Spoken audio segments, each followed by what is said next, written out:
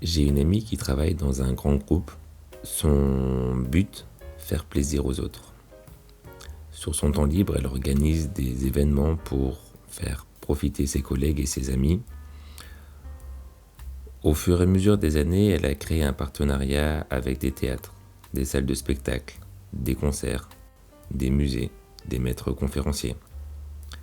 Un jour, je reçois dans ma boîte mail une proposition pour un match au Stade de France. La proposition est intéressante. Je me demande bien qui pourrait m'accompagner. En réfléchissant, je pense tout de suite à mon père. Je n'ai jamais fait ce genre de sortie avec lui et ça pourrait être vraiment très sympa. En tout cas, ça me ferait énormément plaisir. Je décide de faire la demande à mon père, mais sans trop d'espoir. Je vis à Paris, il vit en Alsace. Je vois déjà la logistique compliquée pour lui.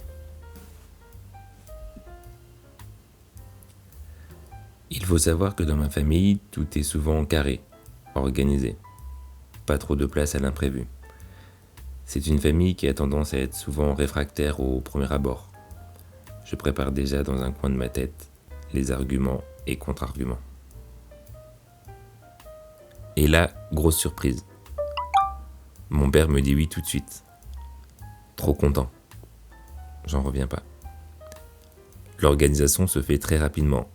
Les billets de train sont achetés et tout est prêt à l'accueillir chez moi. Le rendez-vous est pris, la date est bloquée.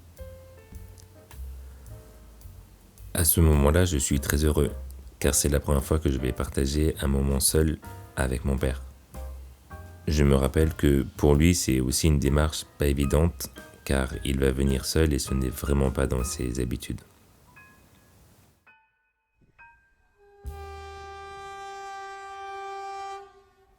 Nous y sommes, c'est le jour J. Mon père est arrivé, le séjour va être court, il est là à peine 24 heures. Je me souviens pas de tout, c'était tellement fort, intense, mais il y a des moments qui restent gravés dans mon cœur. Ce moment, c'était notre moment à tous les deux, notre première fois au Stade de France. On découvre le lieu, c'est grand, très grand. Ça résonne déjà alors que le match n'a pas commencé. C'était un match amical, sans importance de qualification. France-Uruguay ou France-Monténégro, je me rappelle plus vraiment. Je me souviens que nous étions assis face au but de l'équipe adverse. J'avais déjà hâte que la mi-temps arrive pour voir nos défenseurs français défendre nos buts. L'ambiance était incroyable, ambiance de fou. J'étais comme un gamin avec mon papa. Des étoiles dans les yeux, j'étais bien, j'étais heureux.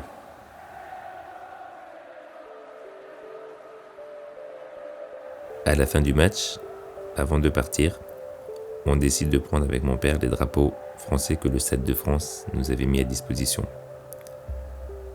Ça fera un souvenir de ce beau moment passé ensemble. Comme c'était la première fois que nous assistions à ce genre d'événement au Stade de France, on découvre aussi l'envers du décor. Vider un stade de 60 000 personnes, ce n'est pas rien.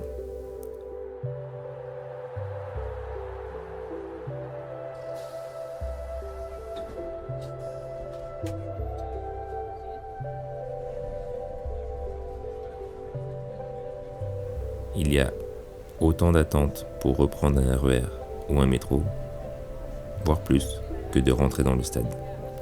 Mais c'est pas grave. Cela fait partie du jeu et cela prolonge la soirée. On dormira peu cette nuit-là.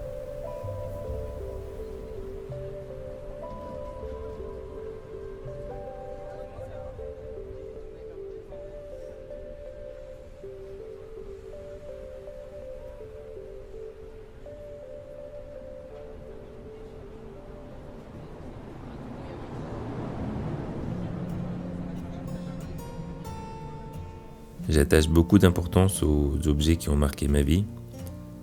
Du coup, ce petit drapeau me suit maintenant à chaque événement français, Coupe du Monde ou comme dernièrement les JO. J'ai toujours un plaisir et une émotion forte à les ressortir, les emmener avec moi et à me rappeler ces bons souvenirs partagés avec lui.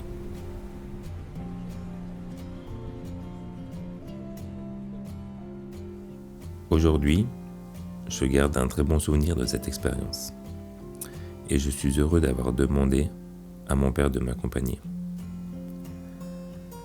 Un conseil, c'est de demander, oser. Cela ne coûte rien. Au pire, on reçoit une réponse positive.